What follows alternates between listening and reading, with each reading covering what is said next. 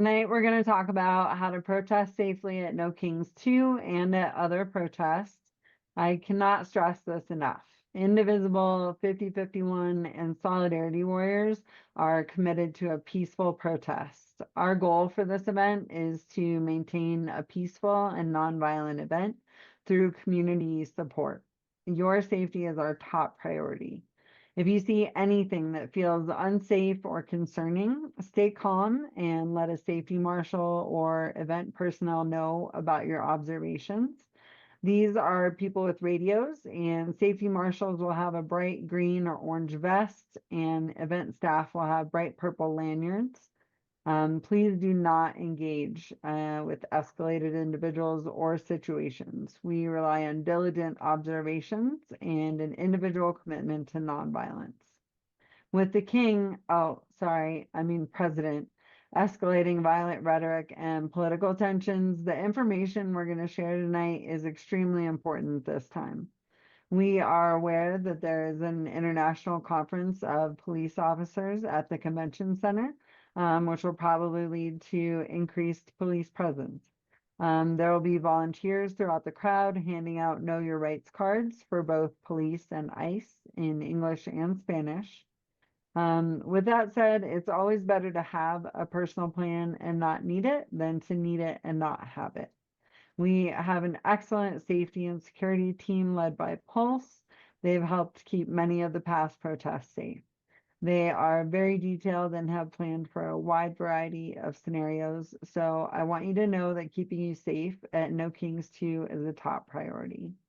Now, Morgan and I are going to go over some tips and best practices to protest safely. Please hold your questions until the end or put them in the chat and we will answer them. Here are some tips for preparing before a peaceful protest. Bring any needed supplies like water, meds, and cash in case you need or want to buy anything. This is rather than a credit card which has your name on it. And we'll talk later about the choice of whether to bring your ID or not. If you're going to bring your phone, fully charge it and bring a battery extender if possible. I have a solar powered one that is great. Take supplies to protect from and safely remove chemical irritants like face covering, milk of magnesia, and towelettes. And let at least one emergency contact know your plan and make arrangements to keep them posted on your status during and after the event. You should let them know where you'll be, how you'll get there, and how you'll get home, where you intend to go in an emergency, and what time you intend to get back. And what you bring and what you want to wear. You want to dress for the weather, including layers that you can easily remove in case your clothing is exposed to any irritants. Wear a hat, a face mask, or sunglasses, and cover any tattoos and unusual hair color if you're concerned about privacy. We're going to talk a bit about chemical irritants like tear gas and pepper spray, and that's not to scare you. It's just in light of the fact of the way that Trump's secret police, also known as ICE, are treating people in other cities like Portland and Chicago. We want everyone to be prepared for any possibility. It's better to be prepared than not prepared. So another item you can bring with you is a bandana soaked in vinegar. Bring it in a Ziploc bag or a Tupperware. I would double bag it so your bag doesn't end up smelling like vinegar. And if you're tear gas, put the bandana over your nose and mouth, and this will help you breathe. You could also bring protective eyewear like safety or ski goggles. Bring a change of clothes in case you're exposed to any irritants like tear gas. A comfortable backpack or fanny pack. Snacks and water. Consider bringing extra snacks or water in case others need it, and a couple pieces of hard candy in case someone who's diabetic needs it. Definitely bring some cough drops. We've got plenty of chanting and singing planned for you. Also pack a rain poncho because it's looking nice right now, but you never know in Colorado. Bring some hand sanitizer. For sun protection, I recommend a hat and a long sleeve shirt rather than sunscreen. because sunscreen has oil-based products that can prolong the effects of tear gas. If you want to carry a protest sign, use poster board or foam core board and tape a paint stir stick to it, which you can get free from hardware stores for the handle. You don't want a big, heavy handle just because the police could technically call it a weapon. Whether you bring your ID is up to you. Without it, you could end up sitting in jail longer if you are arrested. Check your state's laws, but in Colorado, you don't have to produce your ID unless you're being detained. The easiest way to find out is just to ask, am I being detained? If they say yes, then the law says you have to hand over your ID. If they say no, I would ask them, am I free to leave? And if they say yes, I would get the hell out of there. You also want to know your environment. Have an offline map of the venue and surrounding areas available because self-service can be limited in some cases. Plan multiple routes into and out of the protest area. Establish a check-in system with other protesters so they know you're safe. If you don't have a protest buddy, make one while you're there. There are going to be 20,000 potential protest buddies there in Denver. You want to have a rendezvous point away from the protest area with anyone that you came with or anyone that you make a safety plan with. You also want to stay aware and secure at all times. So maintain 360-degree situational awareness. That is, know what's going on all around you at all times. Be alert to anything that seems suspicious, such as a person's behavior, unclaimed packages, unusual activity, or vehicles. If you see something suspicious, find a safety marshal and let them know. There's a framework called OODA, the OODA loop. It stands for Observe, Orient, Decide, and Act. It's a framework to help stay calm and make decisions in high stress situations. Observe, identify the source of danger and your surroundings. Orient, determine where you are and where you need to go. Decide, choose a course of action that minimizes risk, and act, implement your decision, and stay aware of changes in the environment. I'm going to hand it over to you, Morgan. Great. Thank you, Tiffany. That was a good start. I'm going to go on and say that there's been a meme that's been going around the internet where you're being told to sit down if a bad actor starts a confrontation. This is a bad idea. We do not recommend it. If you do see someone causing a problem or is upset or even participating in violence, what you want to do is, first of all, move away for your own safety and to isolate the person that is committing that behavior, and inform a safety marshal. If necessary, they will inform the police of what is going on. You do not want to sit down in case there's a situation that you need to move away from quickly. Needing to get up and off the ground is something that we consider less safe. So just stand up and move away from anybody who is acting badly and inform the safety marshals, and they will handle it accordingly. Regardless of the anticipated situation at your protest, we do recommend having a protest buddy, like Tiffany talked about, a person who knows you will stay, a person who you know will stay with you during the protest, and if separated, have a plan to meet up at a point that is near but separate from the protest later on. A recommendation for any protest is to write a friend or a lawyer's phone number on your arm in permanent marker in case you're arrested. It's something that can't be lost in this day and age. The idea of having somebody's phone number memorized is not there anymore. Having it written on your arm gives you something to refer to when you need to make a phone call. The other thing is Bread and Roses is an organization in Denver that provides legal support to protesters.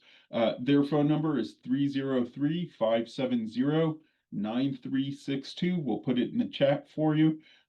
They are where we recommend people call in need of legal protest information. Another thing you need to do is know your rights as a protester. Your rights are strongest in public places like streets, sidewalks, and parks. You also have the right to speak on other public property, such as in front of the Capitol, as long as you're not blocking entry. In addition to that, as long as you are not blocking traffic in the streets, it is legal to be there as well. When you are on the sidewalk, standing in the same place can be considered vagrancy and can get you arrested. As long as you are walking or moving, you are safe and it is free speech and protected as such. Counter protesters also have free speech rights. The police are permitted to keep two groups separated, but they don't need to be out of visual or hearing distance. If you are approached by a counter protester, you have two options: walk away or de-escalate the situation. We have some tips for de-escalating the situation. Stay calm and keep your voice steady. Avoid raising your voice or matching someone's intensity. Avoid provocative behavior and maintain a passive body language. If necessary, walk away and remove yourself from the situation. If you feel unsafe or unsure, simply leave. And then find a safety marshal. Again, they will be wearing bright yellow or orange vests and will have lanyards.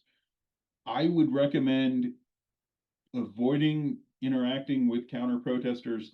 It is better to get a safety marshal and let them de-escalate the situation, and if necessary, get more help instead of putting yourself in harm's way.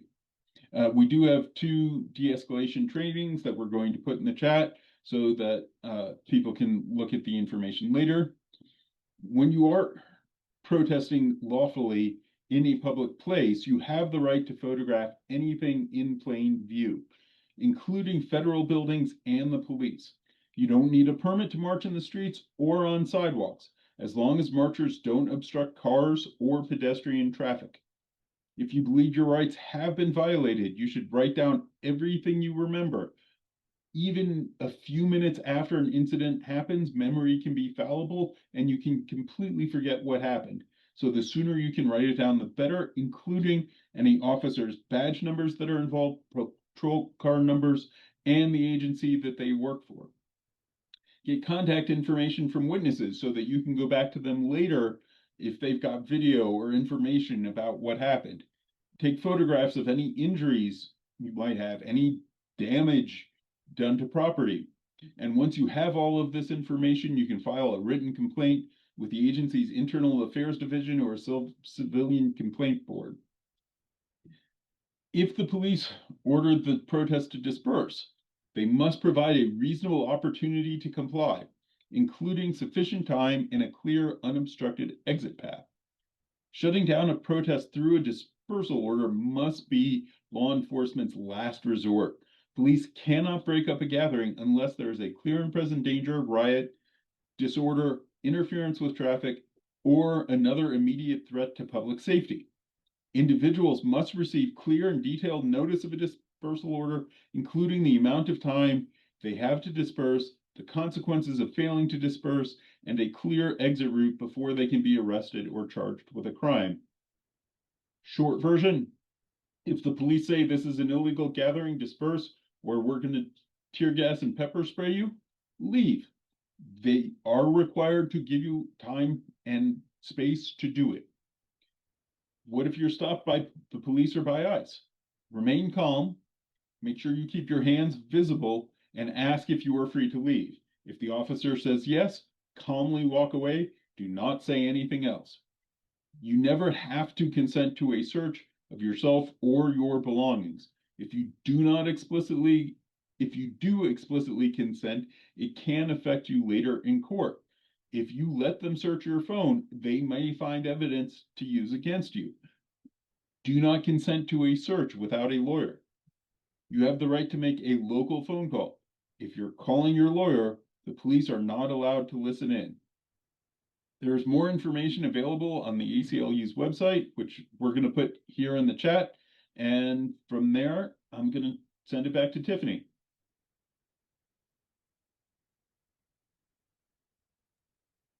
Thanks, Morgan.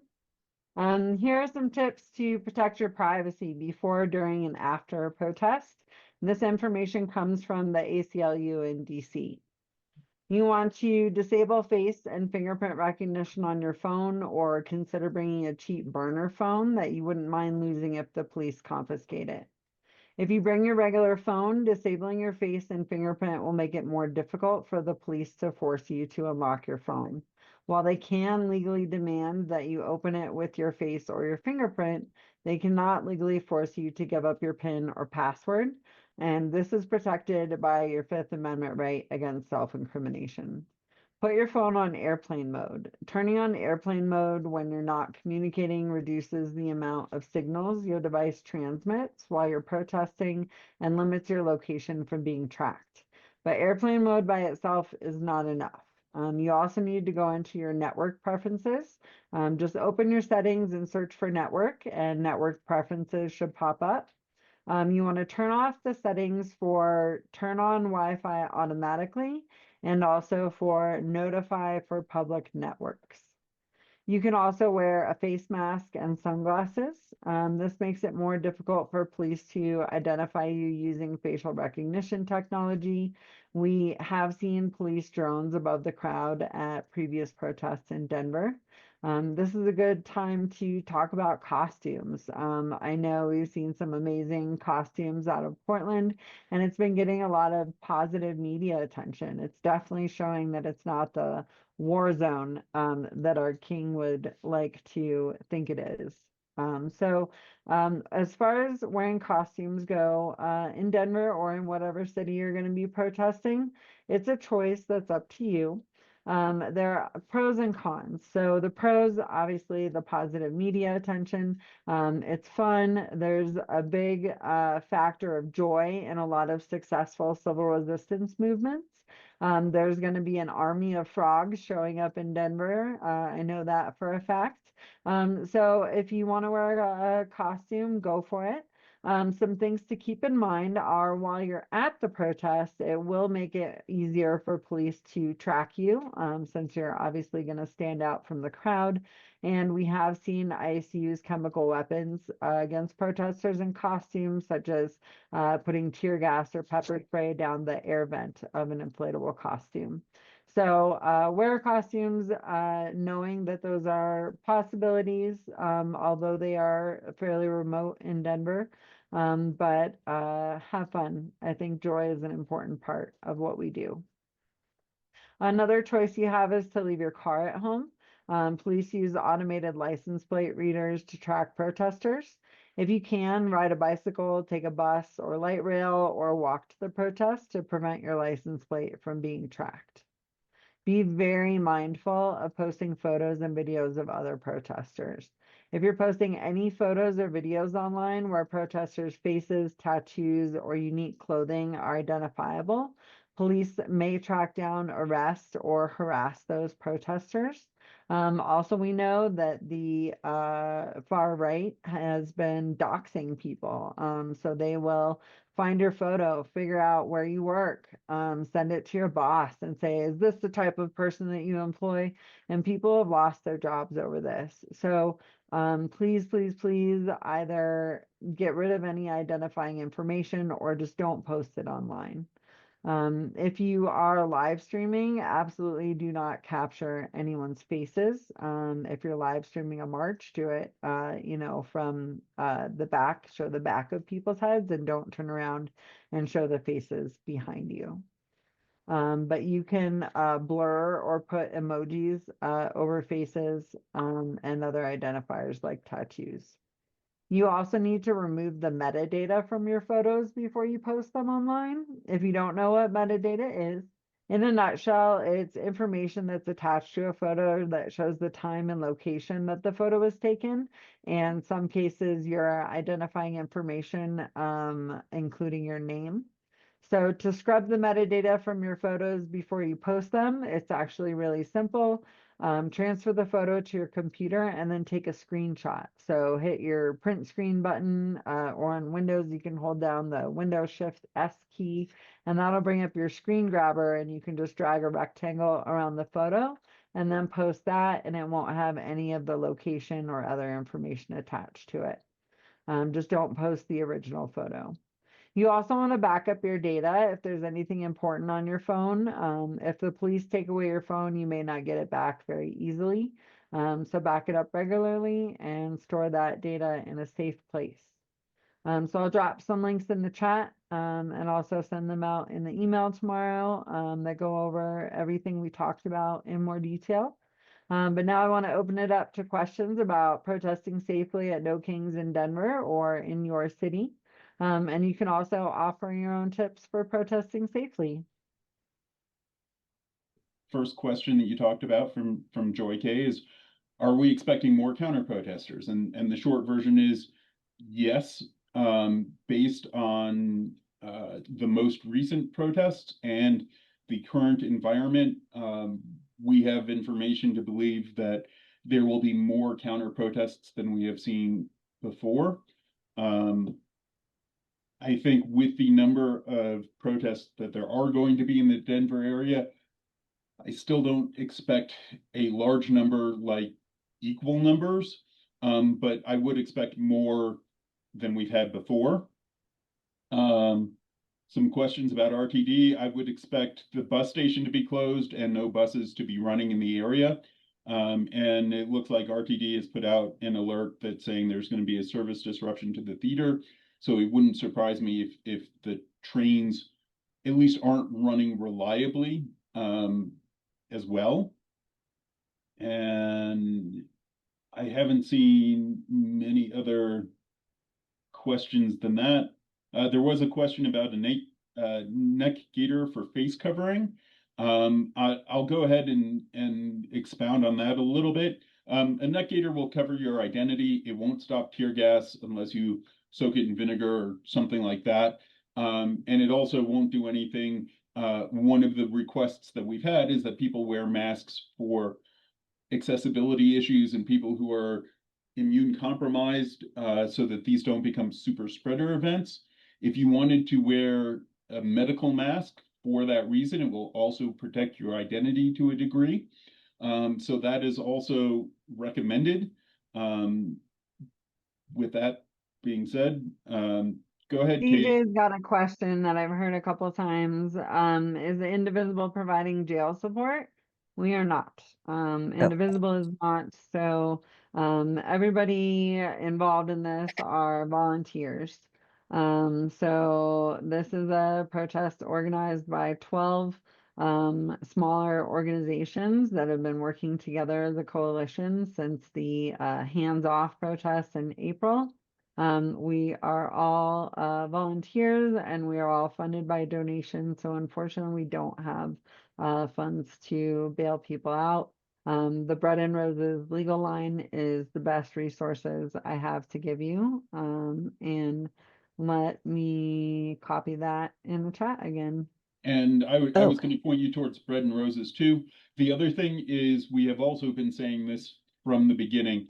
If there is an event that we are going to be putting on that we feel there is a likelihood of people getting arrested, that is something we will plan ahead of time. We will let you know ahead of time that going to this may get you arrested, and then we would have some arrangement for bail and legal services ahead of time. This is still an event that, unless you go and do something stupid, we are not anticipating people getting arrested. All right, go ahead, Katie. oh, hey. Hi guys. Can everyone hear me okay? Yes, we Yes, can. hi, Okay. Katie. So I ride the bus and light rail all the time because my eyes are crappy. I don't have to commute all the way downtown. I just go to like Colorado and a little north of I-25. But anyways, um, I take the bus to like if I go and help set up, um, I take the bus. And it's regular going down there, like, I don't there's no problems. I have seen alerts, like, the last I think for the hands-off one, I left before the, um, marching, happened, but I definitely saw alerts, like, that a lot of the routes that go around the Capitol were being rerouted, um due to, because the police have to block off traffic. That would include buses. As far as the trains, I mean, unless the route goes right over those train tracks that go like cross the 16th Street Mall, like there's one on 18th, like there's 18th and California stop and 18th and Stout stop. And then I think there's I haven't been down to the 16th Street Yeah. Mall forever. But those We two could leave this. areas that the D&H and L line usually go, like, unless people are walking across those tracks or unless they have to shut off those streets for a march, they'll keep those ones open. I have had success going to the Civic Center station, not going in the station, but catching one of the free mall rides and then just taking it all the way down to Union Station so I can take the E line and go back to Lone Tree.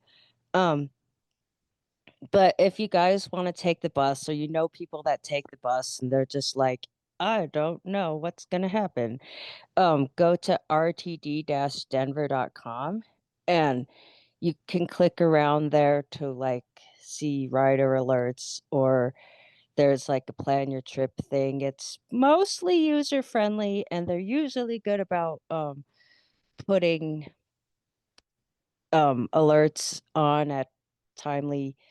But yeah, just be aware that any sort of busing around the Capitol will probably be blocked off once you guys start marching. But I think they do try and open it up like as soon as the police unblock the streets. But if people are like just running down the streets just because, then they might be like, "Oh, okay, that's happening. Oh no, we have to send out an alert." But like if it's a planned march and the people know ahead of time, they're a little more timely on alerts. So I hope that helps. It certainly does. Thank you. Yeah. Thanks, Katie. Yep. Do you want to open it up to anybody else who might have questions, concerns, areas outside Denver that may want to know about protesting?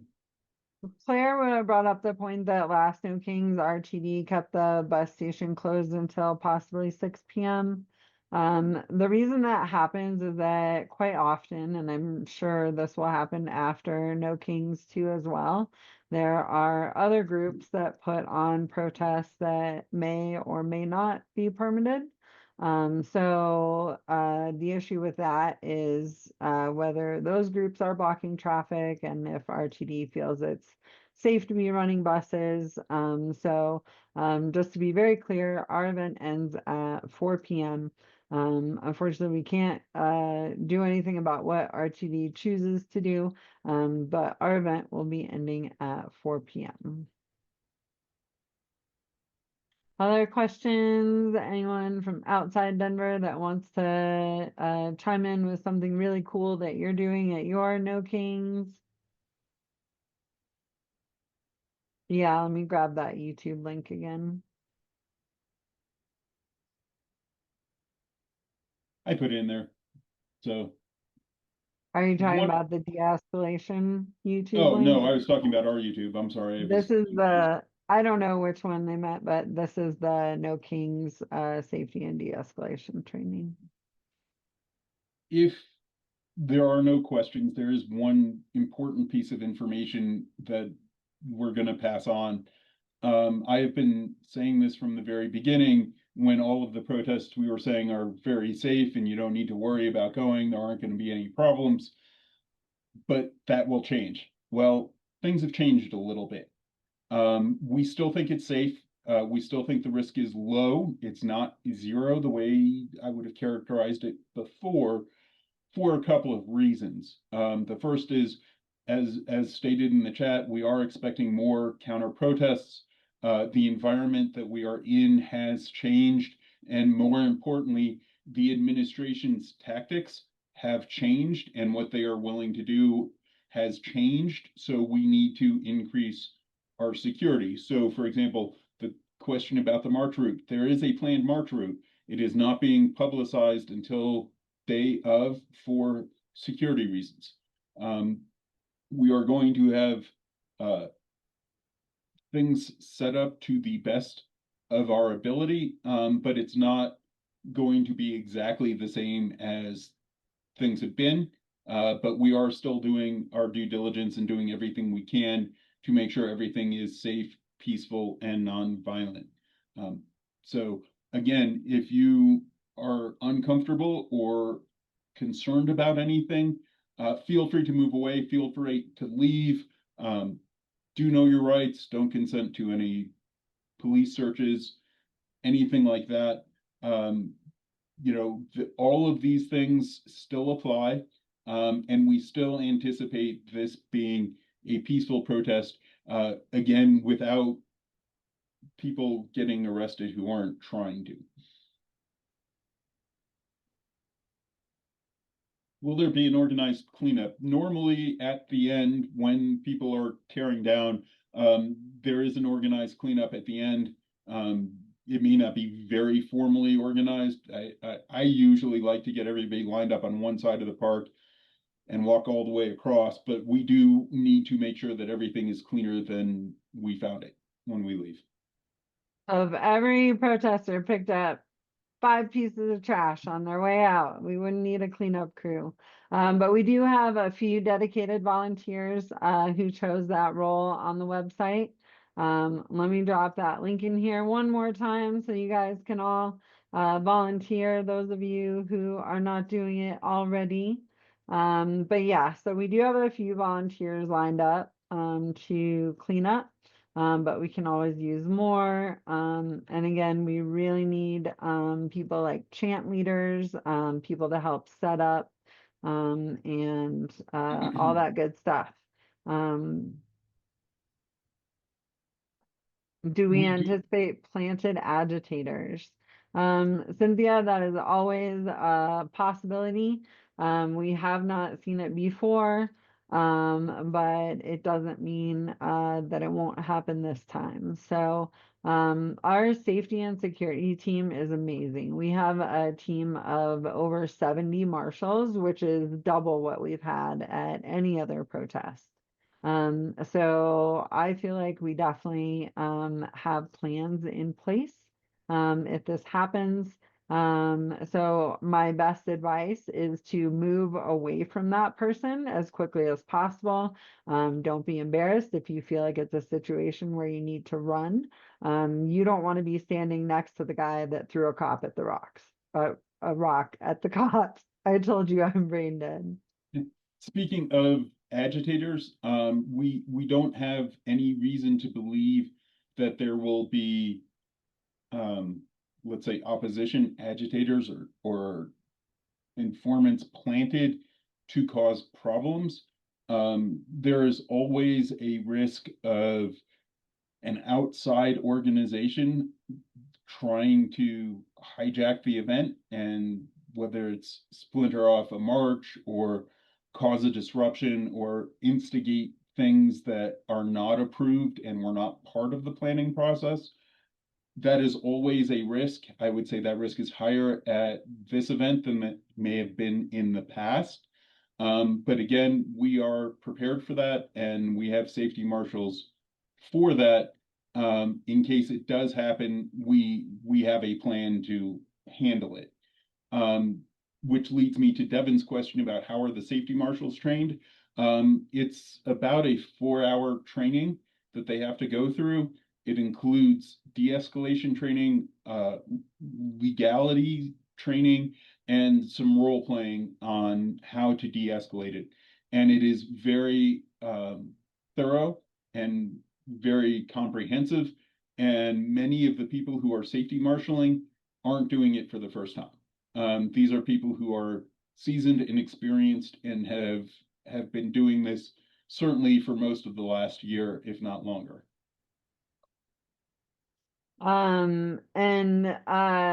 Safety marshals, like Morgan said, definitely go through a rigorous 4-hour training. But we also are pairing newer safety marshals with people that are experienced at large protests. So safety marshals always work in pairs, and we're going to make sure that we don't have 2 brand new safety marshals out there on their own. Devin wants to know what are their qualifications. Various people provide the safety marshal trainings, and they're typically people who have been doing this a very, very long time. Tiffany, CJ, thanks for volunteering. The Know Your Rights cards will be at the headquarters tent. And that for everybody who volunteered tonight, we'll add you to the schedule and you'll get an email. And that will give you some more details. But basically, all you need to do is show up at the tent 10 minutes before your scheduled shift. With Know Your Rights cards, you can come and go as you please. So feel free to just come and grab some to hand those out when you're ready.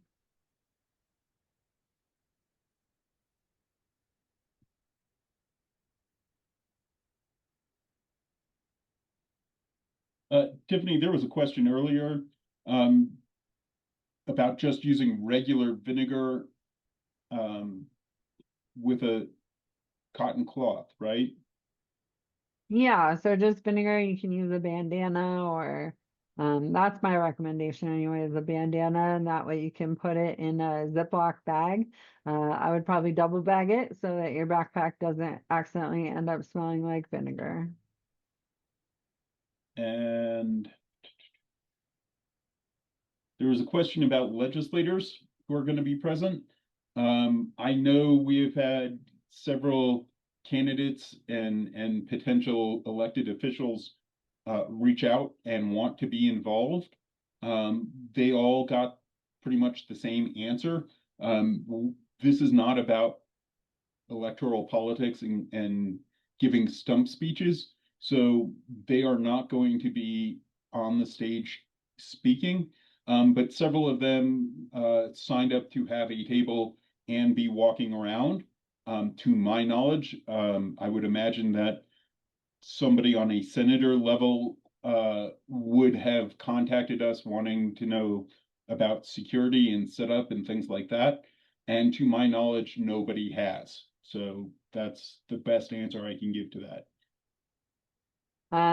Devin saying it's a bit concerning that the current guidance is to participate completely unarmed, but that it's also deemed unsafe or too risky to release the march route until the day of.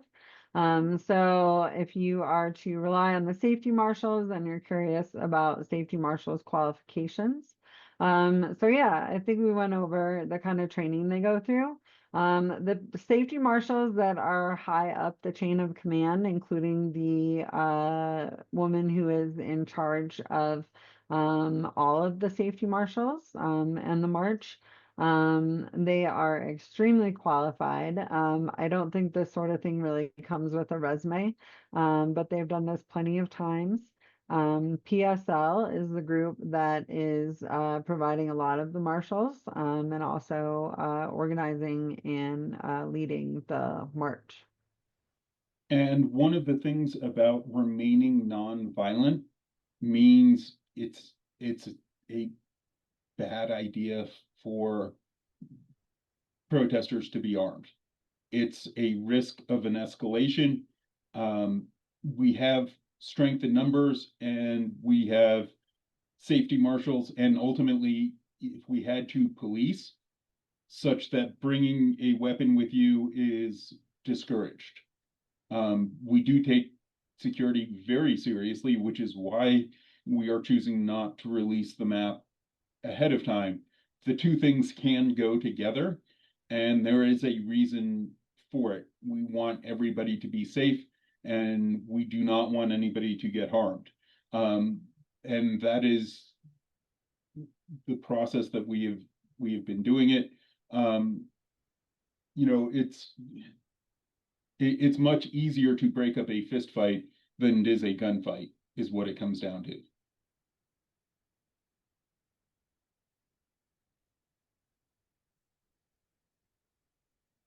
And also, a protester was shot and killed at the first No Kings in Utah because they had armed safety marshals. and they were trying to shoot at someone else, I guess, and accidentally shot and killed an innocent protester.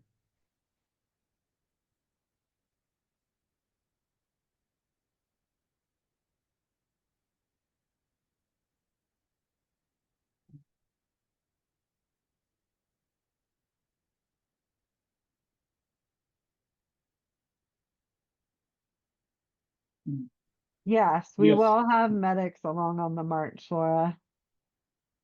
we have both safety marshals and medic marshals, and we will have a medic tent that will be housed by healthcare professionals who have ER training and have been doing this for a long time.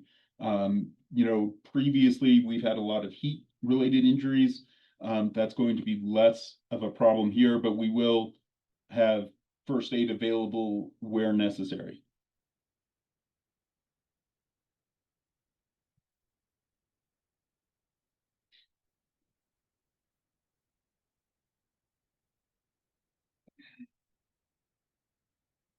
When you start talking about non-lethal weapons, whether that's pepper spray, stun guns, what have you, I'm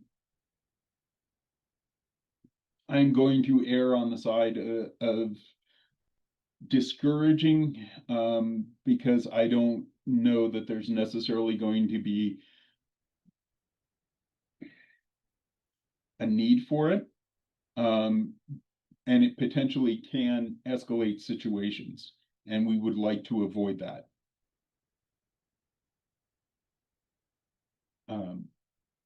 With that being said, we can't stop people from bringing those objects, but I would again prefer not to see it. Yes, Pat, the route is determined. Yeah, Scoot made a good point. Violence invites violence. And Pat, yes, so the march route is determined. The march is gonna go exactly where it is planned to go. But for security reasons, we're not releasing the march route ahead of time until the day of. And like Tiffany said earlier, there will be people with giant totems walking the march route, and that will show you where the route is and how to follow it. If groups start splintering off and going in different directions other than following those totems, they are not part of our march and they are going somewhere else, and we don't know what they're going to go and what they're going to do. Therefore, we can't be responsible for that.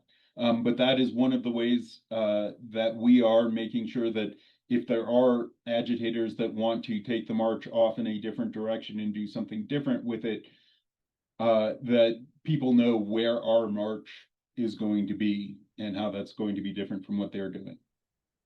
So just keep an eye out for those totems. They're 10 feet tall, so you'll see them well above the crowd.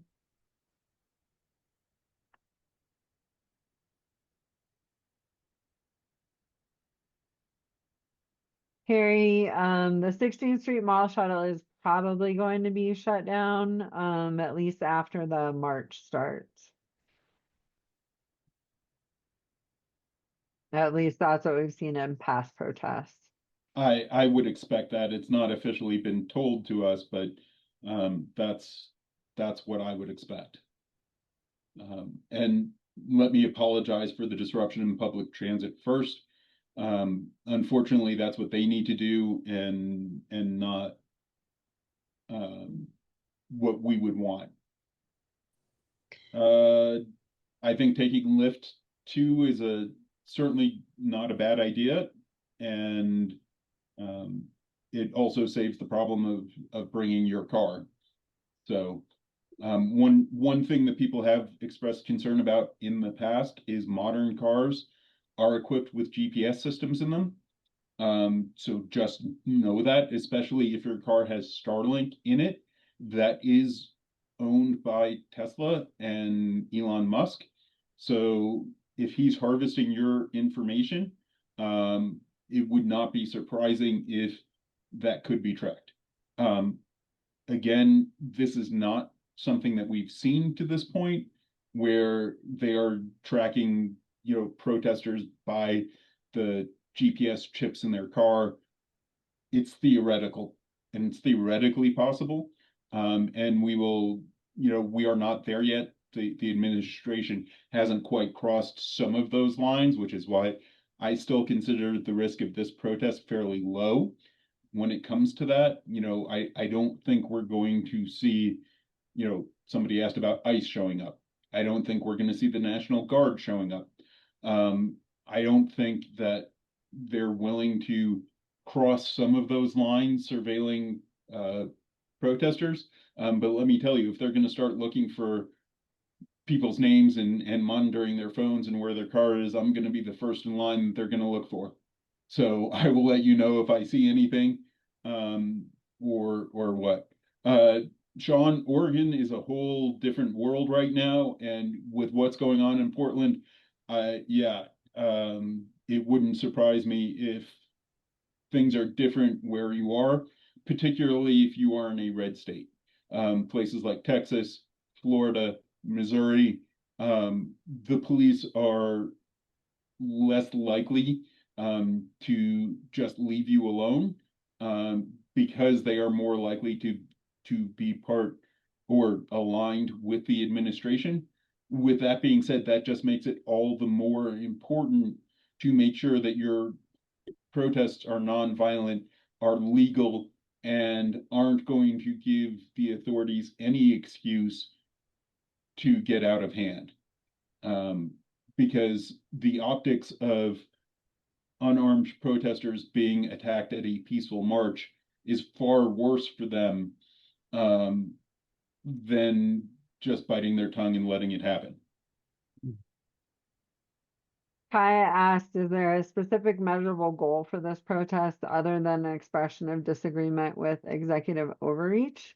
That is a big part of it. But the main reason that we protest isn't because we think Trump's going to change his agenda. The main reason we protest is to show people that they're not alone. That's people who come to the protest for the first time.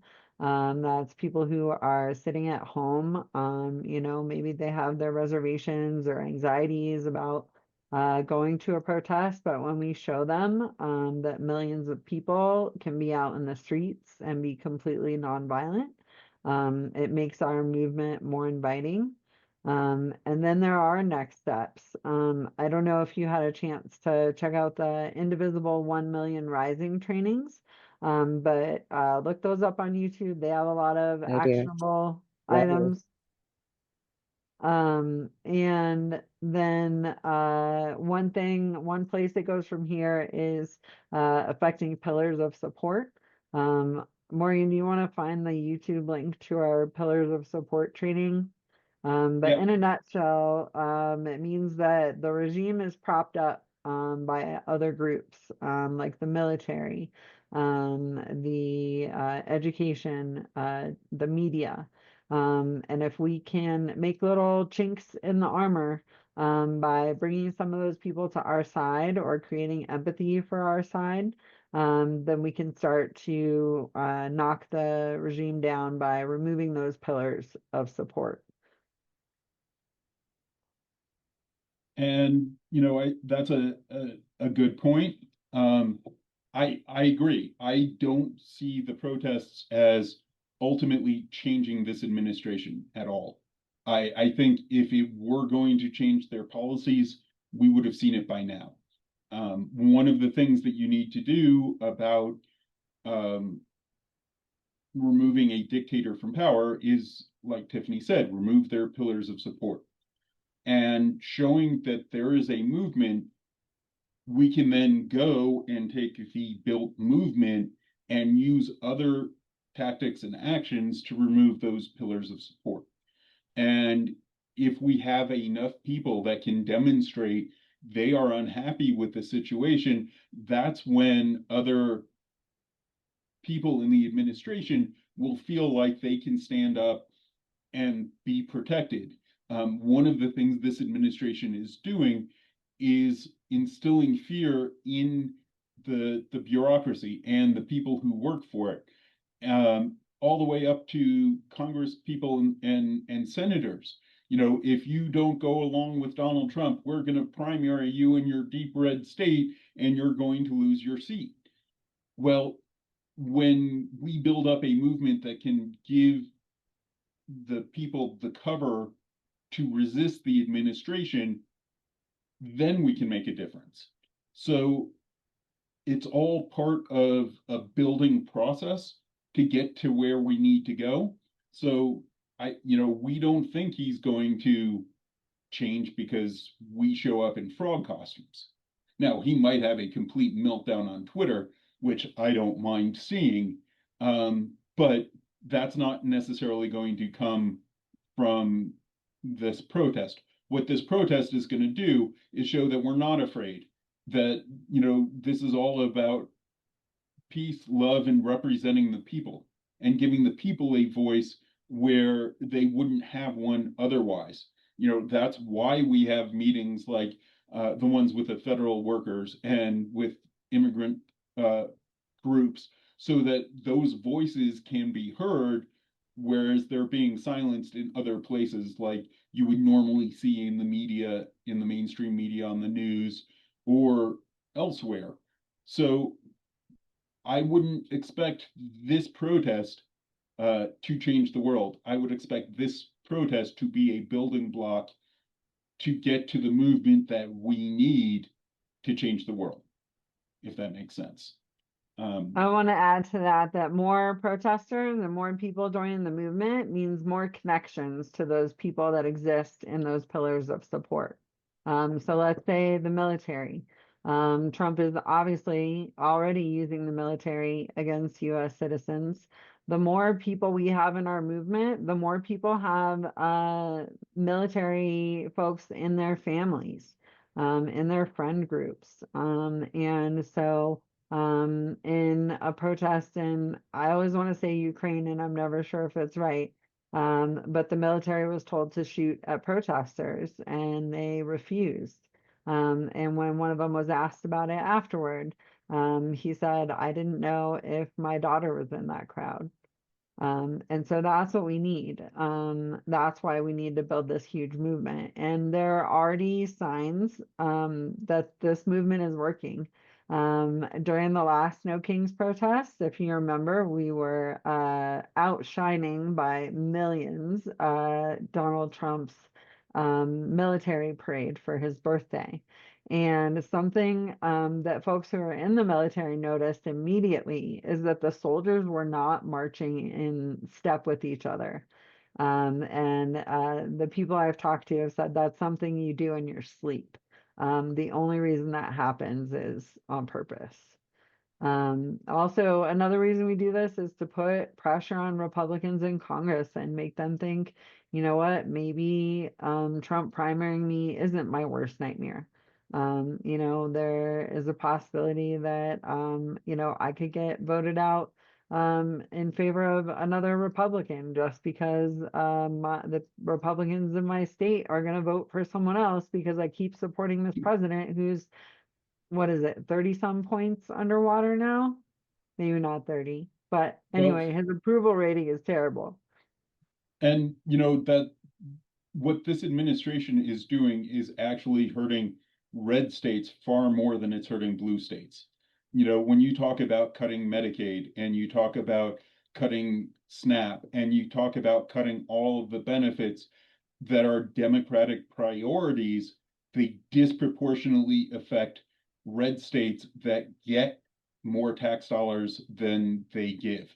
A lot of the blue states are giving more tax dollars than they get. So all of these, really horrible things that they think are hurting Democrats are actually hurting Republicans. And you're starting to see other cracks. What Tiffany said isn't the only example I've heard of military being unsure about their support and having it start to crack. Another very strong pillar of support for this administration is evangelical Christians, and the religious are very, very much what got him elected, and what got him reelected was overturning Roe versus Wade. but they want to see the Epstein files because they've been accusing Democrats of being pedophiles for decades, since, Pizzagate with Hillary Clinton. Well, I legitimately believe have a pedophile in the White House, and demanding that those Epstein files get released will do an enormous amount of damage in his standing in the evangelical community. But if you take it a step further, last week we talked to how these cuts in USAID and all of these other government agencies are directly going to lead to people dying. I'm sorry, you can't say you're pro-life if you cut the funding for food aid across the world. People are going to die and it's going to be your fault. And we can use those things to actually make a difference. And once we start knocking those pillars of support down, that's where this leads to change. So, that's where all of this culminates. And I've said this before, ultimately dictators come to leave power when they're forced to.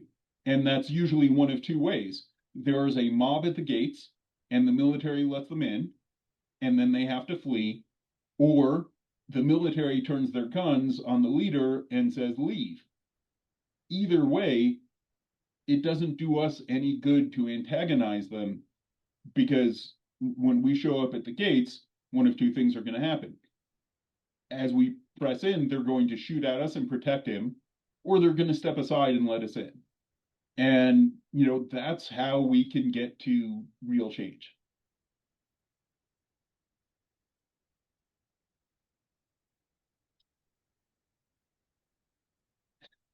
Pat, to answer your question, it's pure and simple propaganda and brainwashing.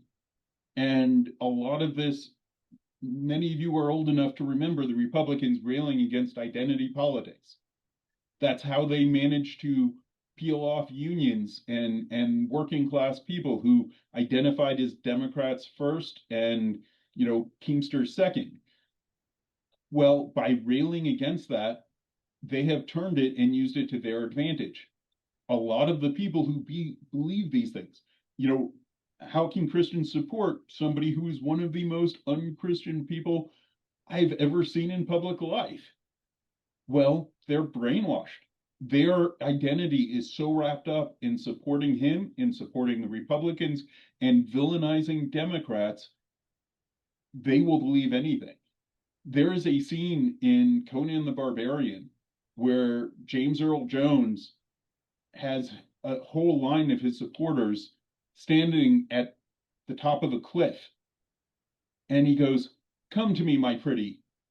And one of the women jumps off the cliff to her death. That's the level of indoctrination that we need to understand we're dealing with. And it's not entirely their fault that they have been duped into believing this. But we need to understand that any deprogramming is going to have to come from that lens. And that's how very religious Christian people can continue to support somebody who is so horrible. He's a certified cult leader. And there are many good people who joined a cult because they were vulnerable is the word I'm looking for. They were vulnerable. They were looking for something in their life that wasn't being fulfilled. And so there are many people like that who voted for Trump, and a lot of them are waking up and saying, what the fuck did I do? So I think we definitely need to be welcoming to those folks when they wake up. Sheldon asked for perspectives on the regime's recent efforts to create the narrative that the No Kings protests are the Hate America protests, and the protesters are Soros paid and Hamas supporting violent terrorists. Does it suggest that the protest effort is in fact starting to rattle their cages? I would say yes. When I heard Mike Johnson say, they're getting together for this Hate America rally on October 18th. I was like, yes, this is the best publicity ever. So, yes, I think it is rattling their cages. I am going to split that into three parts and start here. I have been doing this for 35 years. Never once have I been paid to go to a protest. It is a way, I've said this before, the accusations are confessions. Donald Trump has historically, in a documented way, paid people to show up to his rallies. And they are accusing the Democrats of that to discredit our movement. If our movement is made up of paid actors, well, then there isn't really that kind of support. And his people will believe them. It is the way it is, but that's true. Um, the second part of it is hate America. They've been trying to label Democrats as hating America for as long as there have been Democrats. And it's another way that they use to villainize the other. And, how can you say we hate America when we're the ones supporting the Constitution? When we're not pardoning people who kill law enforcement, when we're not accepting gifts in exchange for political favors. If you want to talk about who hates America, I think it's pretty obvious. If you hate the Constitution, you hate following the laws, you're not really a good American. And I think again that is just villainizing enemies, so that they can justify doing horrible things to us. And then the third part is, do I feel it's starting to rattle their cage? Yeah, I mean, on one level, I do, because I mean, it's so easy to get inside Donald Trump's head. But at the same time, in my lifetime, I have never seen protests like this. Never this big, never this long, and there's a reason for it. And these are unprecedented times, and to acknowledge that and see this has got to worry him, because any dictator, when they see throngs of people going out, is going to be concerned about it. And to be honest, the first response is violence and fear. And, I think we, to a certain extent, have been fortunate, but it's also partly because we have been so vigilant about being nonviolent. They haven't had an excuse to send in the National Guard, and they haven't had an excuse to invoke the Insurrection Act and become more violent and more damaging to us. Do I believe it's not going to happen? I believe it is going to happen.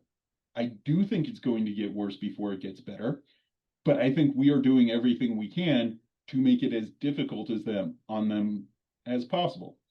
So that's a long way to say, yes, I think it is starting to rattle their cage, especially as they start seeing pillars of support weaken.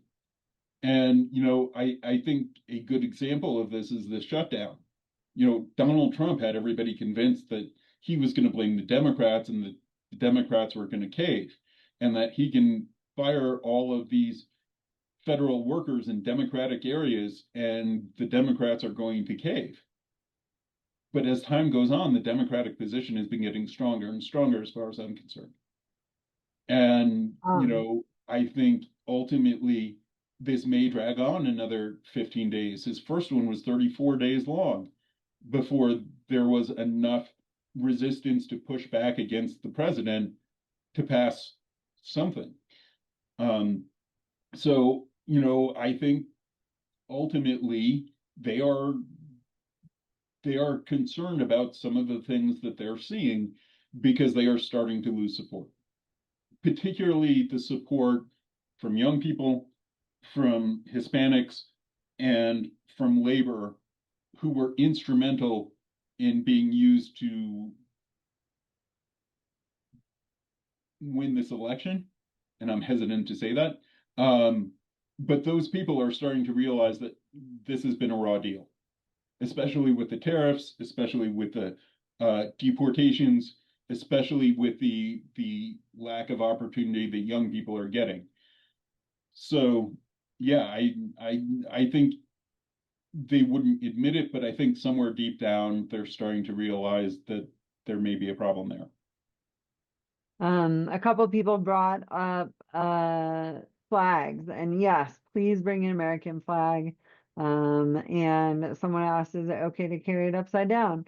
I think it's a great idea to carry it upside down, to show that we are a nation in distress. CJ asked how many people are we expecting nationally and in Denver. The last No Kings nationally was about 5 million people. In Denver, we had between 12,000 and 15,000. The hope is to double that, and so far we are well on our way to doing that. We can always use more people though. We know that, sometimes people RSVP and can't show up.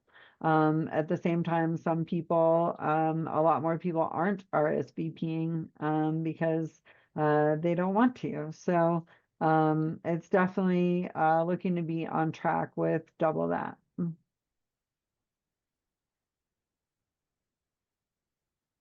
Oh, we made the second page of the Denver Post today. That's great. Rick made a point, you may not want to bring your flag on a pole because it could be considered a weapon.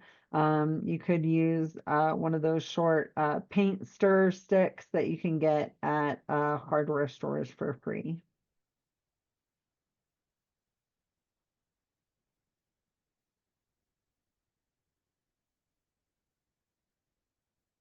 Yeah, you're in that conversation with Devin. Do you want to talk more about that? Yeah, what I forgot what I just wrote. Um, where to go? Oh, do we think MAGA will fracture after his statistics catch up with Trump because he's almost 80? I firmly believe in the indoctrination. I think these people are MAGA first, Republican second, and American third.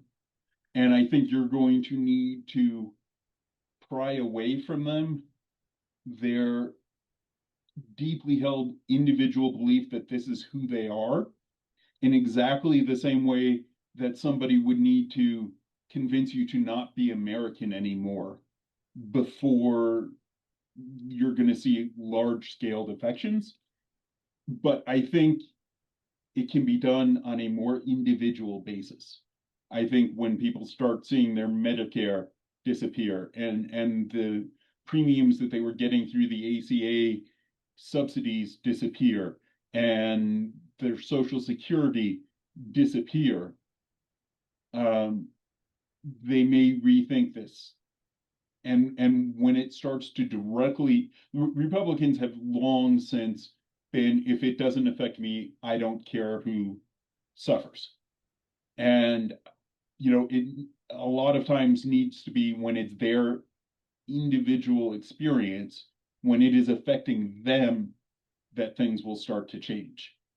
And a lot of people have made a big deal about how all of the cuts in the last budget that the Democrats agreed to don't take effect until after the 2026 elections. And that way they can't be voted on in the elections for Republicans to lose seats. That's by design.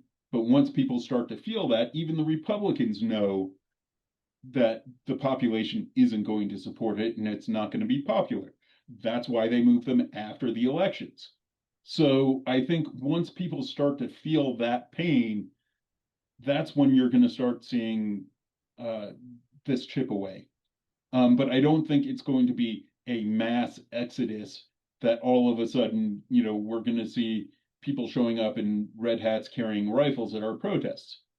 I think it's going to be, one or two people show up at a Democratic meeting thinking that they made a mistake. And I think that's kind of more likely how we're going to succeed. But, like anything else, if you can convince one person at a time times 300 million people, then you've got a movement.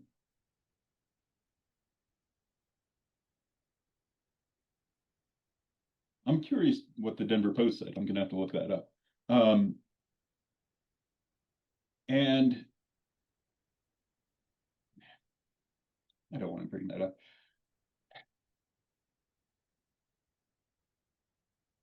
I think I'm going to have to answer the question properly. The Hamas supporting is a way to paint us as terrorists. Me more than anyone is painfully aware of all of the different positions our movement has on Israel and Palestine. Nobody thinks it's good, but that doesn't mean we're terrorists. But if they say we're terrorists and supporting Hamas, that gives them another excuse, to build a case that we're violent. The same goes for Antifa. If you're anti-Antifa, that makes you fascist. And, Antifa simply stands for being anti-fascist. It's not a movement. It's not a group. It's not even decentralized the way a lot of the groups are now with no leaders. There is no organization and there is no structure to go after. It is simply those of us who don't believe in fascism, which should be every American. They have I don't know if we want to get into this in this meeting. There have been concerns about people in Black Bloc showing up. For those of you who don't know, Black Bloc is a part of essentially the far left that in past protests have been connected to violence. They are trying to connect Antifa to violence that happened during the Black Lives Matter protests. And it is a prejudice and misconception on both parts about what those things really are. And the best thing that we can do is put the truth out there. And that Antifa simply means anti-fascist. And if you're not Antifa, the only people in history that were on that side lost the Second World War. And, these are the messaging that needs to be brought out. Otherwise they're going to paint Antifa as the big bad boogeyman to justify using violence. Oh, somebody in there is Antifa. Let's shoot them all. And that's not how it needs to work.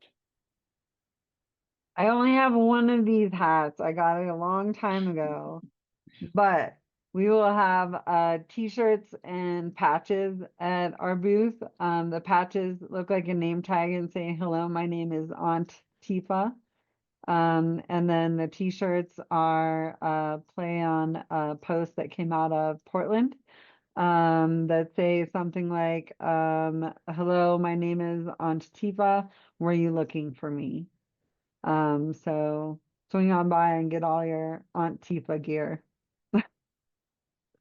Share it like that.